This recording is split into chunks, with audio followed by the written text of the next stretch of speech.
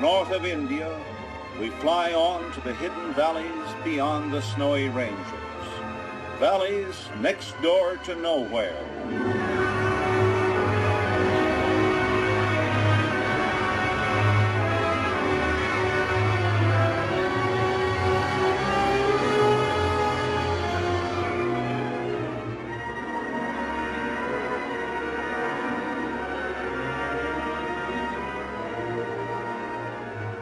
The Principality of Hunza lies deep in the world's highest mountains, where the western Himalayas are flanked by the towering Karakorams. We can fly, if lucky, as far as the mountain outpost of Gilgit, then on by trail. At Gilgit, Pakistan Governor Kiani sees them off. Major Steve and the Sarge, escorted by Colonel Muhammad Atola, rugged soldier and mountaineer. Thank you very much. Yes. Starting out for Hunza, the happy valley of Hunza, which not many travelers have seen.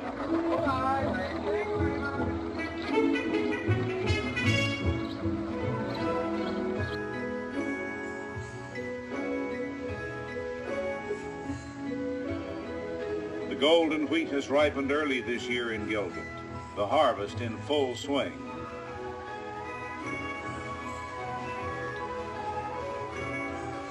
Since the dawn of agriculture, man has threshed his wheat and barley like that. Primitive? Oh yes, but still effective.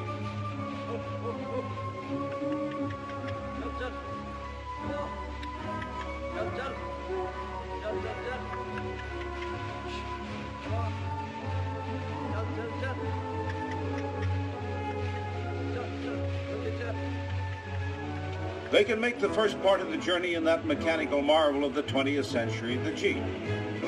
The Major, inspired by the mountain solitudes. The Sarge, hoping the trip won't be too tough.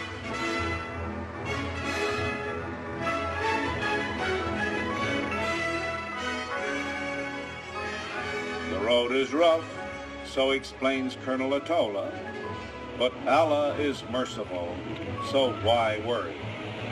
Mustafa, our Hunza driver, knows every turn of the road, every inch of the way, every loose rock. Why, he could drive this mountain trail with his eyes closed.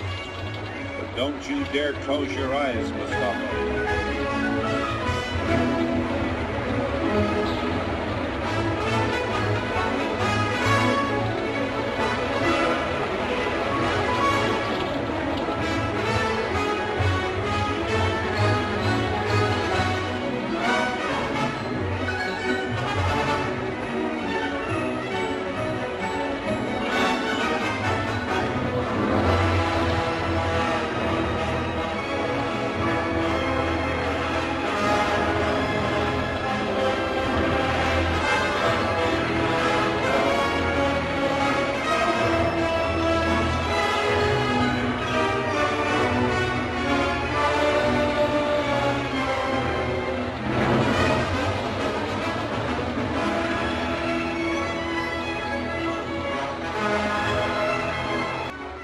That hanging bridge there across the swiftly running Hunza River, it's made of twigs and vines tightly braided into thick strands, each end of the bridge suspended ingeniously between stone towers.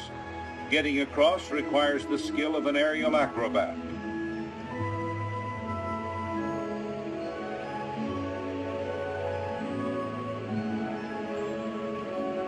This is an ancient caravan route along which the mountain peoples have carried on primitive trade for centuries, traversing the Karakorams and western Himalayas into Central Asia, cities like Yarkand, Khotan, Bukhara, Samarkand.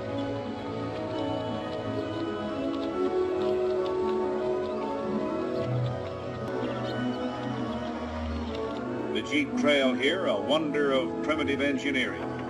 In places, mere narrow ledges perched above yawning chasms, often held up only by slabs of stone and heavy boulders. No mortar, just gravity holding up the road, that is, until rains and landslides take out a mile or two. And then travelers sometimes are trapped for weeks.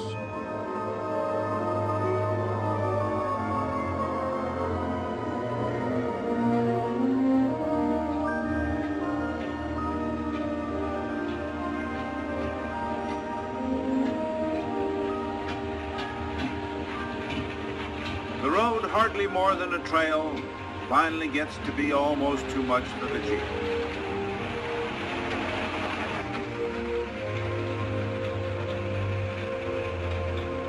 Here they stop in awe. Looming before them, Rakaposhi, goddess of the snows, 25,500 feet high, one of the tallest in the Karakoram.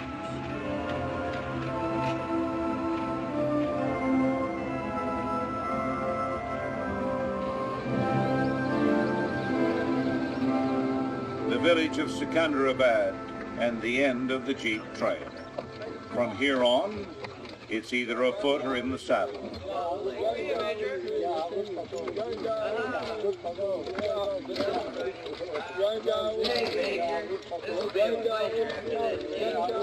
The Hunza version of the slingshot, a pebble taking the place of an arrow, accurate and deadly.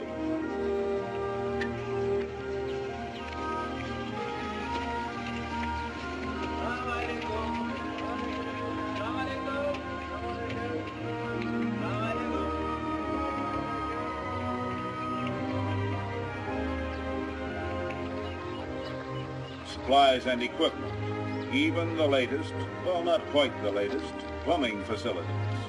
Everything but the shower.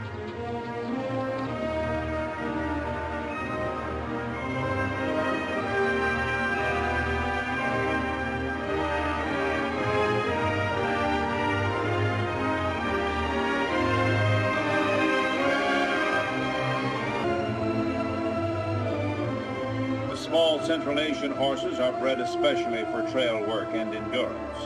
Sure-footed, they know their way around the dizzy canyon walls. That is, usually they do.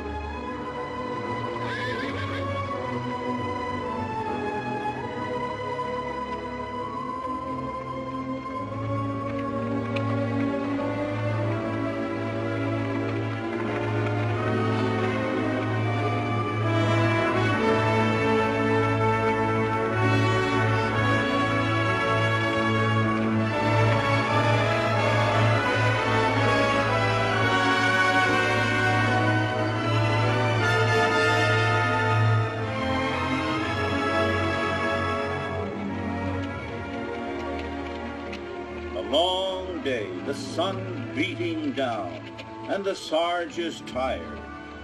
Hey, wake up, wake up. Some people pick strange places for a snooze.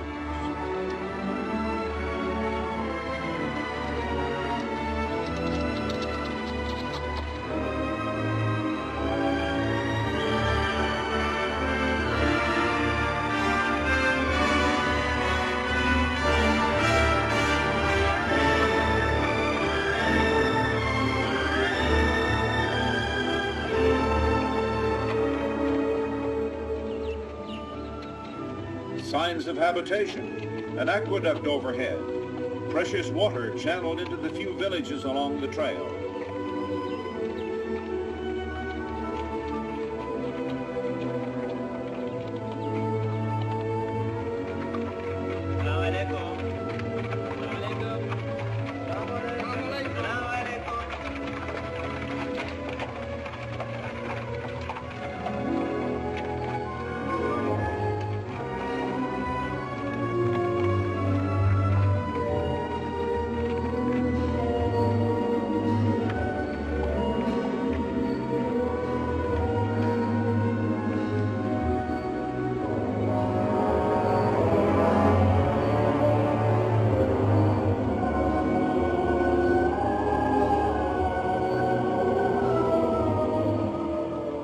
So a day of travel ends in the shadow of Rakaposhi, never climbed, yet doomed to be conquered eventually like all Himalayan giants.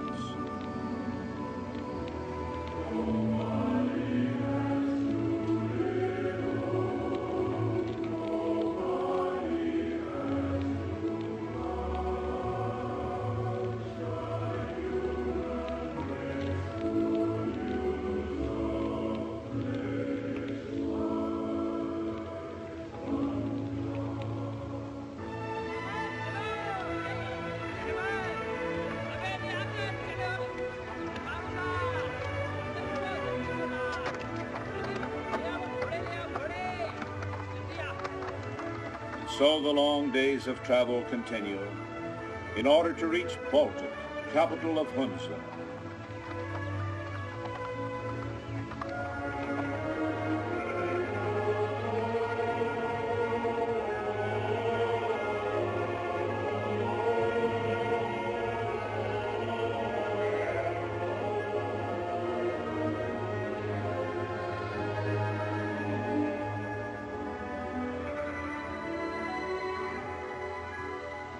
Here in the Karakorums, the mountains are, on the average, almost twice as high as the Alps, with 60 summits rising above 22,000 feet. Rakaposhi has one wall that drops 19,000 feet from the summit to the valley floor.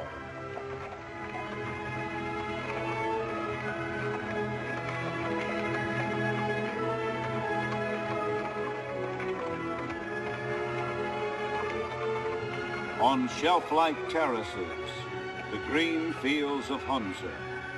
There at the far end of the valley, Baltit, the Hunza capital, still another day away.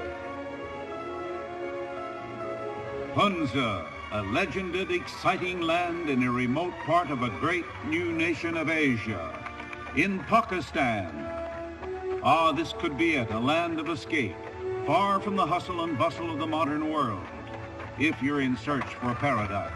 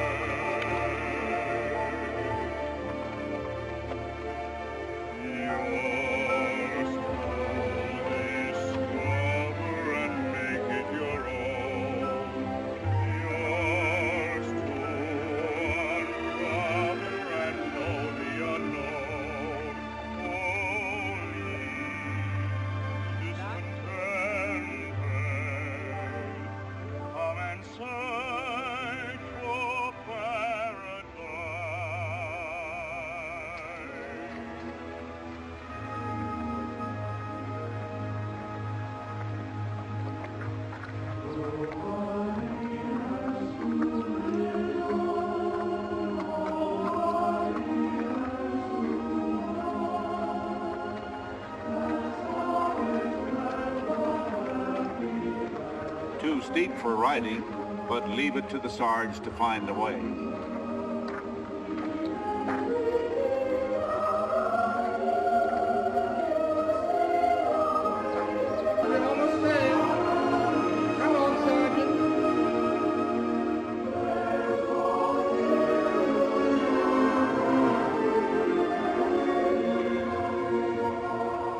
Word has come, travelers on their way to Baltit.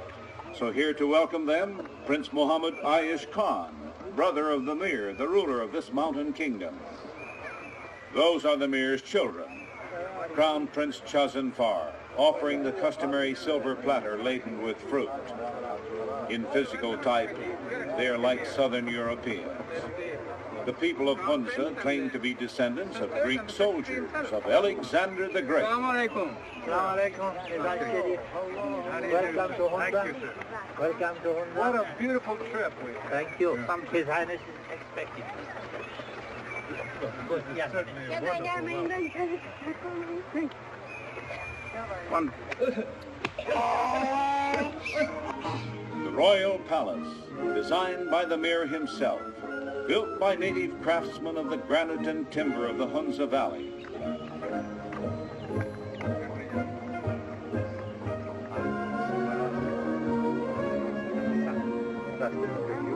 According to tradition, the Mir greets his visitors at the threshold of his home. Your Highness, may I introduce Colonel Ataullah and 2 American airmen.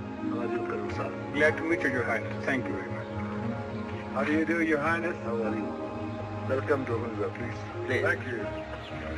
Legend is that the Mirs of Hunza are descended from Alexander the Great himself.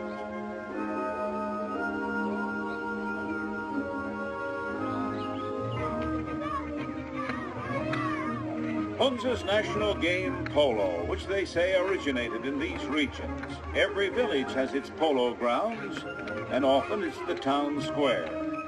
Here in the backyard behind the Mir stable, the children start early to learn the intricacies of polo.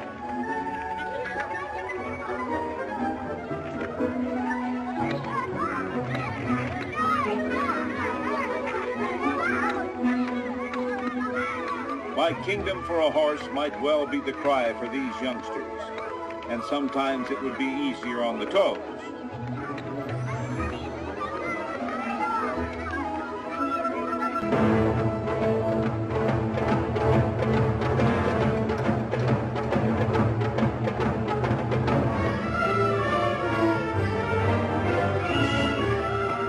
Now for a game between 2 rival teams, choosing up sides with the traditional ritual. Where's the referee? There is none. What are the rules of the game?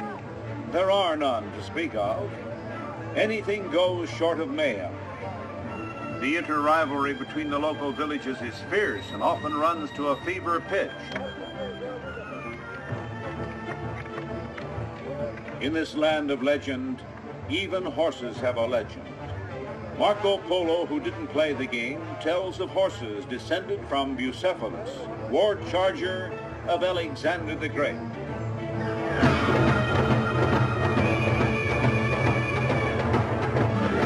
The Mir riding at full tilt.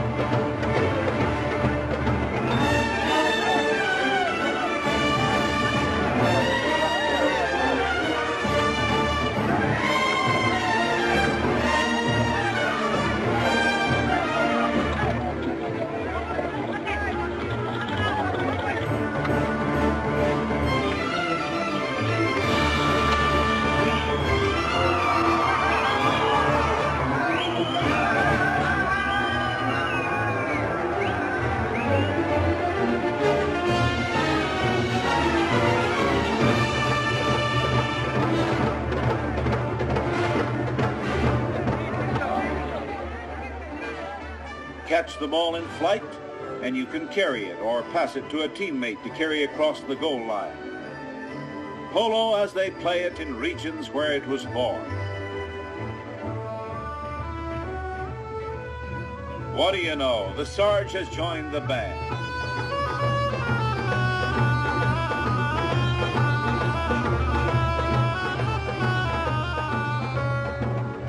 Meanwhile, back in the Mir stable,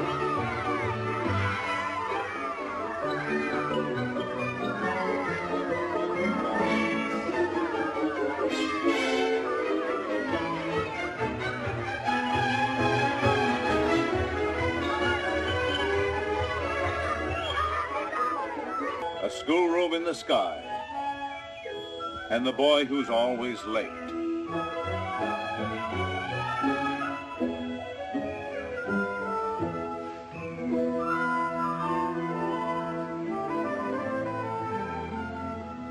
The school, sponsored by the Aga Khan, spiritual leader of the Ismaili sect of Islam, to which the Hunza people belong. 4 languages taught: English, Urdu, common in parts of India, Persian, and Arabic. Burushaski, their own Hunza language, is a mystery tongue and has no writing. 4 versions of 5 words: horse, dog, water, sky, bread. Silar अंग्रेजी उलो water, Urdu उलो पानी, फारसी उलो अरबी उलो mine, शाबाश. अंग्रेजी उलो आसमान है sky, उर्दू उलो आसमान, फारसी उलो आसमान, अरबी उलो समाइन, शाबाश. अंग्रेजी उलो शपीकर bread, उर्दू उलो रोटी, फारसी उलो naan, عربي له خبز شاباش. إسحاق Horse, Goda, Ask, Farasu, شاباش. ممتاز. School days at Hunza Hieroglyphic High, under headmaster Sultan Ali.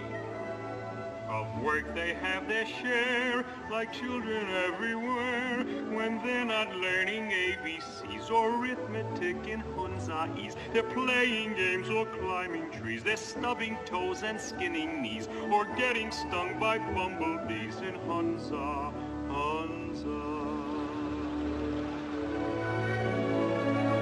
And how could any mountain paradise be complete without a place to go fishing?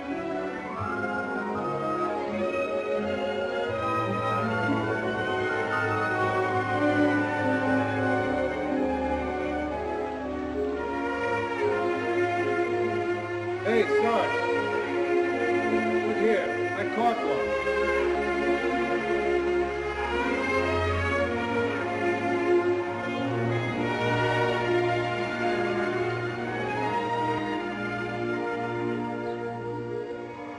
Afternoon tea for the royal family in a setting reminiscent of a Renoir painting.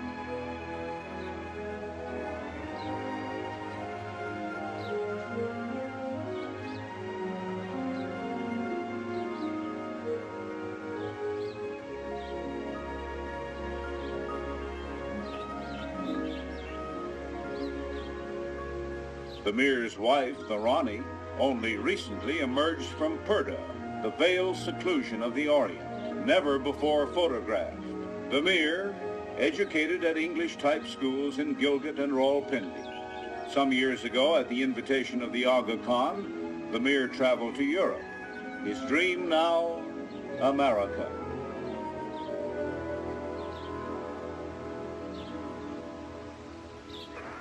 The Hunza cuts are healthy, some live 100 years. They don't need pills to cure their ills in Hunza.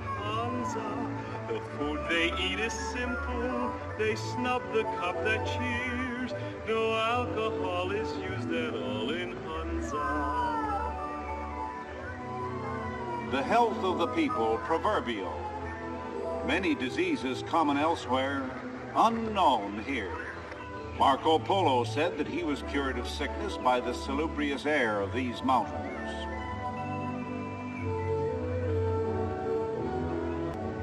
The Hunza produce nearly everything they need. The valley self-sustaining.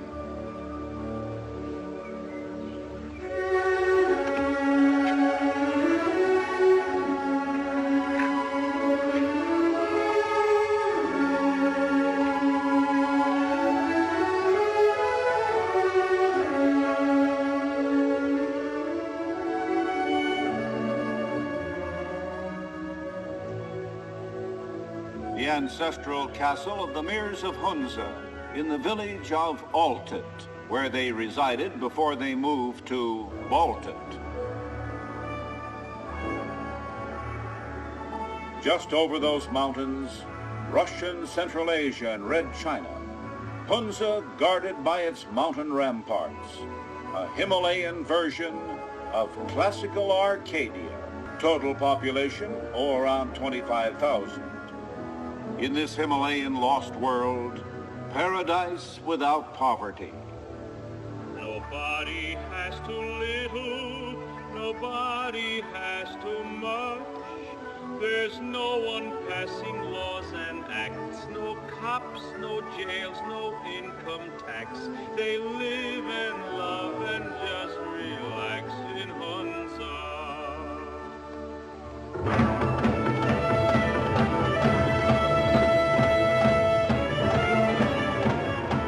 To honor his guests, the Mir holds a ceremonial durbar. Outdoors, simple, in keeping with his country's economy. Look, back there above the Mir's dais, the curling twisted horns, the Ovis poli, named for Marco Polo. The longer V-shaped horns, the ibex.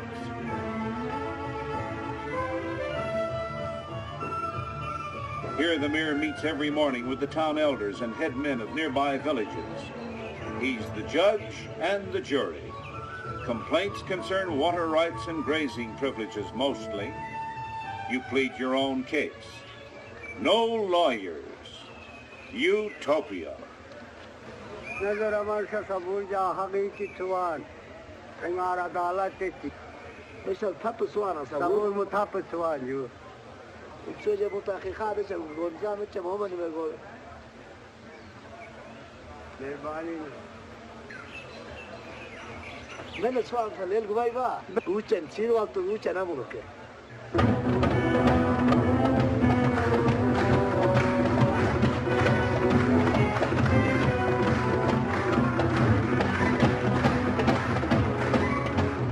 These Hunza Kutnachinskis, some of them, are the chief men of the villages. A sword dance that recalls the time when the people here were wild raiders and looters. Like a page out of half-forgotten Hunza history.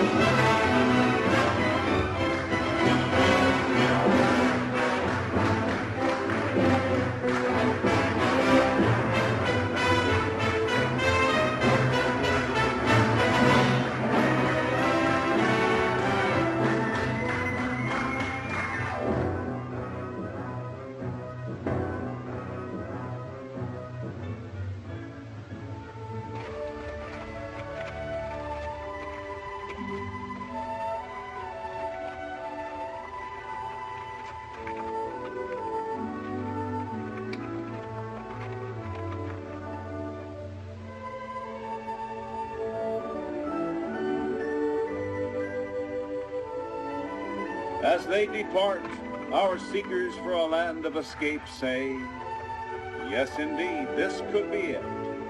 Someday we may return.